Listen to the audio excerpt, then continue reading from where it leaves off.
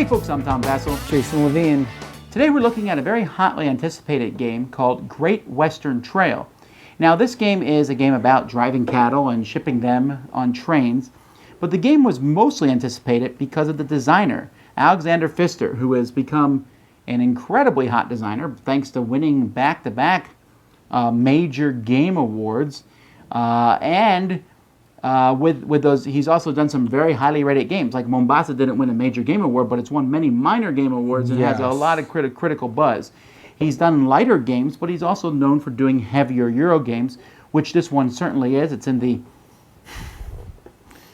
Great Designer series of Stronghold. I'm sorry, that just makes me laugh every time. If you're not in this series, you're not great. But anyhow, there's a lot going on in this game, so I'm not going to do a complete every single rule in the game. I'm just going to kind of give you an overview, and then I'm going to let Jason tell you and just start spilling stuff. I'm keeping him at bay, but it's coming. Yeehaw!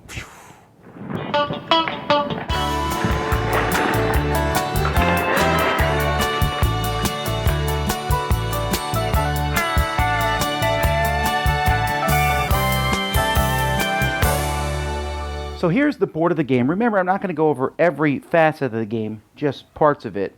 At the beginning of the game, each player has their own deck of cards, and his cards are made up of different cows.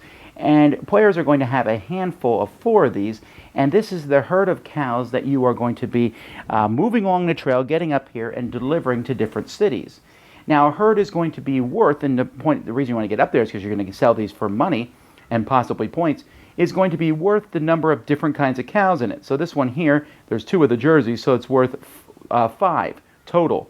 Now as the game goes by, you're going to be able to add more cows to your mix. You can see the cattle market down here. This one here is worth 3, and it's also worth 2 victory points at the end of the game, all the way up to these Texas Longhorns, which are worth 5 when you deliver them up there, and they're worth many more points.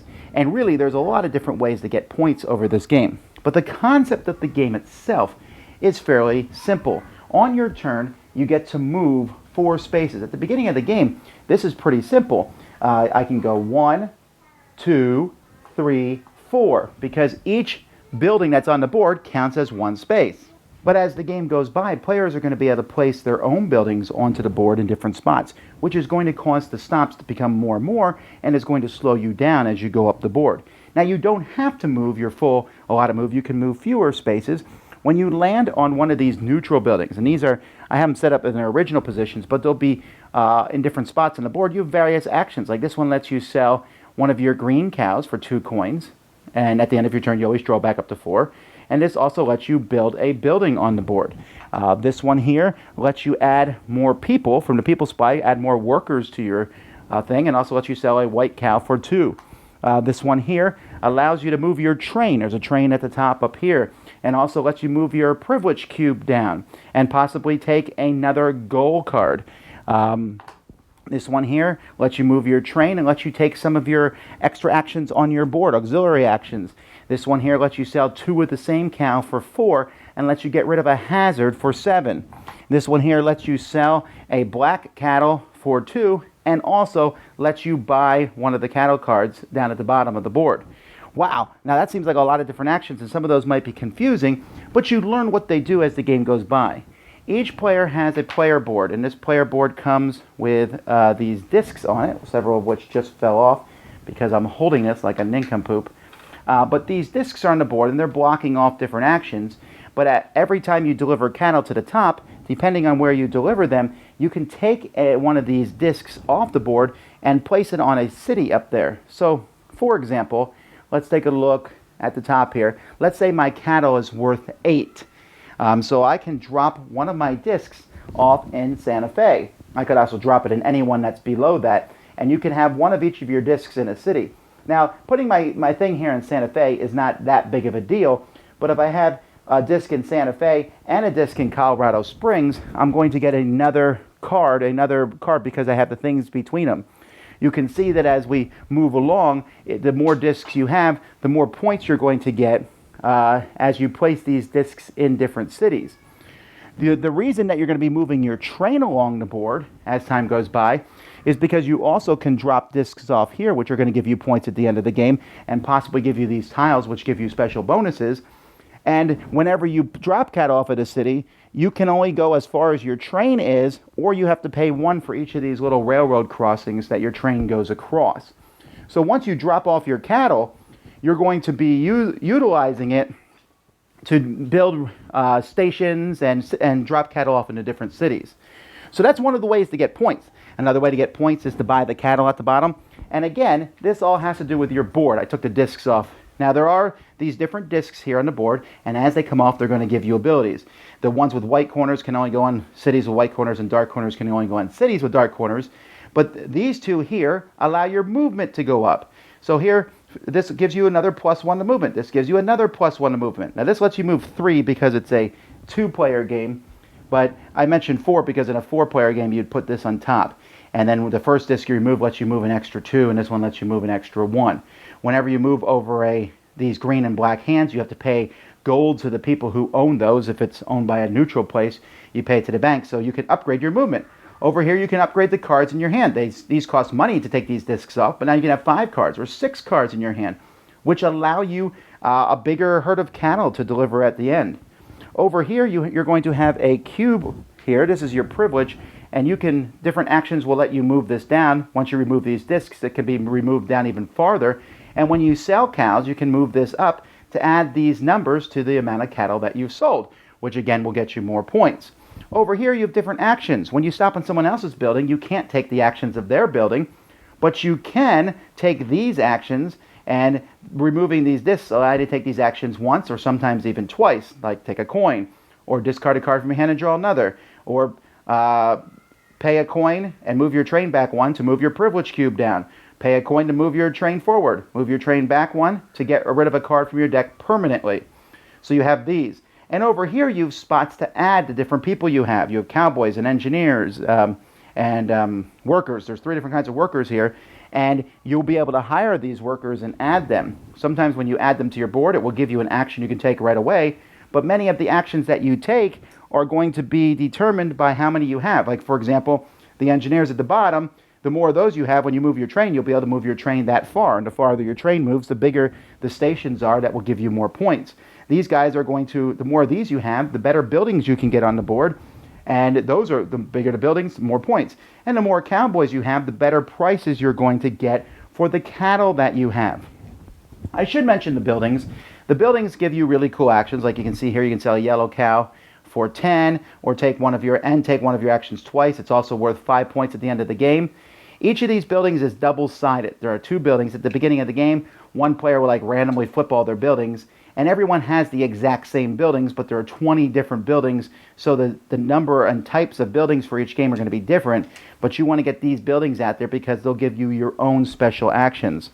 There's also hazard tiles on the board, which going over them is going to make you pay, but as time goes by, you might want to defeat these hazards through different ways because they'll give you points. And players have goals. There's starting goals and more goals you can pick up over the course of the game. And you have to accomplish something like this when you need 2 stations built and get rid of a hazard. And it will give you 3 points at the end of the game. If you don't do it, you will lose 2 points. And during the game, this card goes in your deck. Once you play it, you will get 2 gold. And so there's a lot of different things that you can have. Really, there's a lot more than even what I'm saying. But basically, on your turn, you're going to move, take an action, and then draw back up to 4 if you've used any cards from your hands.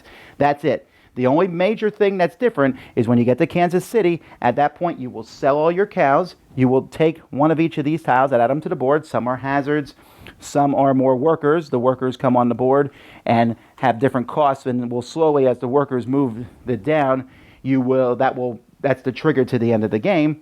And then you have the possibility of delivering your cattle up here. Then you go back to the bottom and you start and go over and over again until the game is ended. At that point, you will take all the different things that you have and you will add up the scores here on the sheet. So you see you get scores. Every 5 coins is worth a point. Your buildings are worth points. Stations are worth points. Cities that are worth points. Hazards you defeated are worth points. Cattle cards are worth points. Gold cards are worth points. And you add all these points together, and whoever has the most is the winner. All right, so this is a game that's about real cowboys. Yes. Not to going around and shooting up, towns and everything, but about cowboys getting this stuff to the train line and then shipping it. Yes, actually rustling the cows. So what do you think about the theme? We'll start there, okay? Because in many of these Euro games, there's not a super strong theme, but I thought it came through pretty strongly in this game. It came through very strongly. I mean, the theme of this is you're starting in a small little area, you're rustling all your cows to Kansas City, and depending which cows you bring up to Kansas City, those are the ones you're shipping out to the other cities, all the way out to as far as San Francisco, and you really feel like you're rustling these cows, you're picking up new cows along the way, and theme comes through in this one. Right, now there's a lot going on in this game, and it's kind of interesting because before we had played this game, we had played Dominion, right? Dominion is the deck builder. And this game has deck building in it, but it's such like a, I won't say it's a minor part, it's a part of the game, but it does something different with deck building. The deck building is just trying to get a handful of different valuable cards. Yes. And you then will be selling these cards along the way, and it's not about getting actions and culling your deck, although you can cull your deck in this. It's about just getting a valuable herd of cattle, but you're going up against this weird timer. Yes. I don't know that I've ever played a game like this before where you move to the end of a track, you come back, you move to the end of the track, you come back, but at the beginning you move really fast, and at the end you move slow, and then you can decide how slow and fast to move. And if you move slowly, you get to do all kinds of cool actions, and sometimes you're dragging your feet because you don't want to get to the end and be forced to sell some cattle to a city that's not good enough. So you kind of have that, I don't know, I just find that unusual. I'm always sitting there thinking, how fast am I running down there this time? And what buildings are out there, and who am I going over? There's so much to think about when you move. Yes, and it's interesting because if a bunch of people are racing fast and you're going slow trying to get all those little actions along the way, you're going to fall behind as the timer goes quicker. But on the other hand, if everyone's going slow, everyone's going to equally get stuff as the timer goes. So you have to decide, am I going to pace myself slow and try to get as many actions as possible, or race through it? And it's a very difficult choice in this game because every little thing means something in this game. Yeah, and because of that, obviously, with this type of game, if you are new to it, you're going to lose to someone experienced at it because there is so much. And the learning curve can be kind of overwhelming because it's really interesting. The game itself is really simple. Move, do action, draw cards if you need to. Yes. That's it. The problem is, what action are you doing? Oh, well, there's like 70 of them on the board. There's so many different ones. And after a while, as soon as you see one, you're like, oh, that means do this. And oh, that means do this. But there's just a lot of little fiddly things, and there's stuff all over the place. And there's just a lot going on. There's so many different things going on. And I'm not saying it's problematic. I'm just saying that new people might be overwhelmed by it. But go ahead. I don't think so, because how I feel about it well, you get things faster than most people, though. Is that there's basically 3 different types of things you want to do, and they're all laid out on your board. There's the cowboys, which give you new cows, which are actually your deck of cards, basically. Cowboys, that's my strategy. As we were singing yesterday, a little Kid Rock, 'cause I want to be a cowboy, baby. Yes, that was actually a song. And so you can focus on the cowboys, which is really good because it builds a stronger deck. You're putting in more valuable numbered cards in your deck, which allow you to ship to further cities. So using the cowboys is very strong for that. Then you have the, whatever it's called, the orange guys. I forget their exact names. But those orange guys, engineer builders, whatever they're called, they let you build buildings. And the buildings are very cool. Craftsmen. Craftsmen. And engineers were the guys in top hats. So we called them top hats, cowboys, and orange guys. That's what we called them. Because cowboys is cool to say, because I want to be a cowboy, baby. Stop rapping or whatever you're doing. I'm trying to sing Kid Rock, not very well. But in all seriousness, the orange craftsmen are very good for building buildings. And you need to build buildings because there's main buildings that everyone can use, but your own specialized buildings only you could use, and you want to get some specialized buildings down not only to make other people pay you, but to also get these special actions that only you can use. Then the third thing, the engineers, is very important because the engineers help you build up your train, and as you build up your train, you can drop down station tokens, which give you special powers, which also take things off of your map. It has that same mechanic as Scythe, where you're taking things off the map and revealing new actions and better actions. And you want to get those off. So as you use your engineers, you can bring your train up. So you really have to balance, am I going to go for cowboys to get a better deck, or am I going to go for craftsmen to get cool buildings out, or am I going to go for engineers to bring my train up and get some more tokens off my board quickly? And that's where the whole meat of this game is in which of those do you want to power up the most, or do you want to go equally in all three? And it's very tough choices and very good choices. Now, I don't think that the game is a perfect game. I mean, I know you like it. Hang on. Love it. I think that, like I said, if you don't like points out, you won't like the game, because really you get points for doing everything. Now, the good thing for that is, unlike many of the quote-unquote points out games where you get points for doing everything, you don't have to do everything. You can really concentrate on some things. You can totally ignore parts of it, and I think you do okay. Like, oh, I don't want to build new train stations. You can ignore that, and as long as you're doing really well in the other things, you can do okay, and I do like that. I really like what Jason said about taking the discs off these and putting them on. The only thing I thought was wonky was this whole white border, black border nonsense.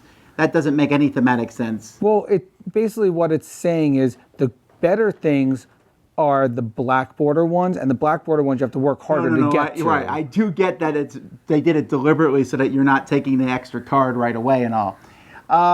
But yeah, other than that, and I think that it's going to be difficult for some people to kind of formulate what they're doing in the first turn, and the trains moving forward is kind of it's a neat idea, but it reminded me a bit of Russian railroads, mixed with a bit of Mombasa, which is another game he designed. I felt those things in there, and there's a lot of mechanisms, but I do feel like most of them thematically make sense, which I'm okay with. Yes, and especially the deck building. I thought the deck building was really cool the way it worked in this, because you have opportunities on your actions to cull stuff, so you could cull out your starting hand cattle, your bad cattle that you know. They're not bad, man. I love those cattle. They were great when you shipped to Topeka, but you can't ship them out to San Francisco, because by then they go moldy at that point. So it's better to ship them out to Topeka only. I left my heart there. Okay, so another thing that I'm not as keen on, I don't dislike it, but I do. It doesn't have to be in the game, obviously. I'm not the designer, but I do like games where when other people can land your houses and you get some reward for doing so. If you don't put out houses, you better start doing it. I don't. That's one thing you really can't ignore. You got to put out some houses, because you need some actions along the way. Because everyone else puts out these houses, you're like, oh, that's a cool thing. Oh, I can't do that.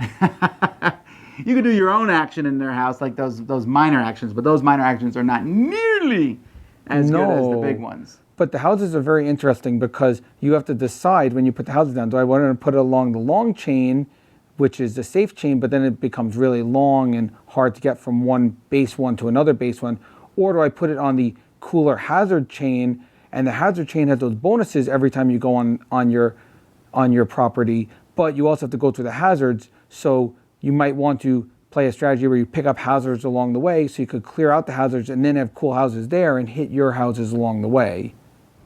Now, I don't want this to come across like I dislike the game, because I actually really do like it. I think it's an excellent game. I'm not normally a fan of big, heavy Euro games, but this one is solid. And I also like Mombasa, so maybe Pfister is my heavy Euro game designer after Calabini.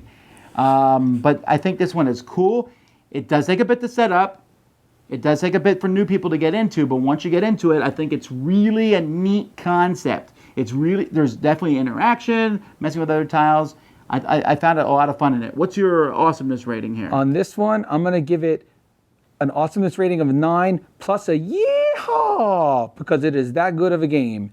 And this might rank higher than Mombasa. This might be my highest ranked game for him. In fact, we had a big discussion about this. This might rank higher than Terraforming Mars in the Stronghold line, because I really like it that much. So you're already calling this one of the best games of the year? Yes, I am. All right. I'm not as high as Jason, although I'm a pretty strong 8, actually. At first, I was like, 7.5, but I really like the concepts in this game, and I feel like the variation in buildings is going to change every game. I like how you can do different strategies. I'll probably just keep playing the same cowboy one, because I like that strategy, but I think that it's interesting how different you can play than other people, and yet the different ways you're playing are certainly affecting others. It's a well-designed package, and I think one a lot of people will like. Yep, 2 thumbs up for Alexander Pfister. Weehaw! Thanks so much for watching the Dice Tower videos. Find more great videos and reviews, as well as our top-rated audio podcast at Dicetower.com. You can also find other great shows at DicetowerNetwork.com. I'm Eric Summerer, and you've been watching The Dice Tower. The Dice Tower is sponsored by Cool Stuff Inc., where you can find great games for great prices. Cool stuff in stock. Check them out at CoolStuffInc.com. Howdy, y'all.